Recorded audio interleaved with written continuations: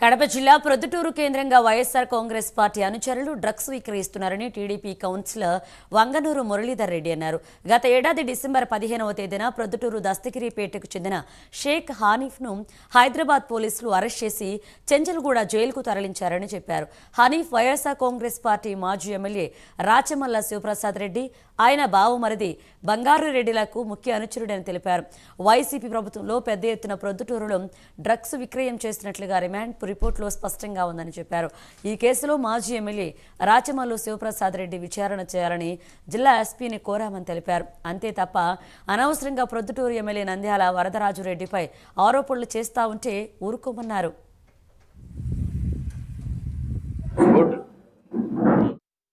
గతంలో రాచమల్లు రాజ్యాంగం నడిపినాడు కాబట్టి ఇప్పుడు ఎవరు పోవడంలే ఇంటి దగ్గరికి. ఇట్టన్నా ప్రెస్ వాళ్ళని పిలిపించి ఏదో ఒక రూపంలో మాటామంతి మాట్లాడడానికి టైంపాస్ కోసం ప్రెస్ మీట్లు పెడతాడు అతను. పొద్దుటూరు ప్రజలకు ఉన్నది ఉన్నట్టు వివరించడంలే. అన్నా ప్రసాద్ అన్నా, నువ్వు చాలా నిధి వాక్యాలు చెప్పినావు. ఒకటి కాదు, రెండు కాదు.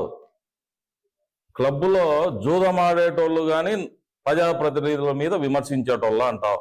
అంటే వాళ్ళు క్లబ్ మెంబర్స్ కాదా? వాళ్ళు పొద్దుటూరు పౌరులు గారా? శివచంద్రారెడ్డి అన్న గతంలో సర్పంచ్, మీ సెక్రటరీ గురుప్రసాద్, ఆయన పెట్టినప్పుడు ఇదే మాట మాట్లాడలేదేనో. గతంలో రాచమల్లు రాజ్యాంగం నడిపినాడు కాబట్టి ఇప్పుడు ఎవరు పోవడంలే ఇంటి దగ్గరికి. ఇట్టన్నా ప్రెస్ వాళ్ళు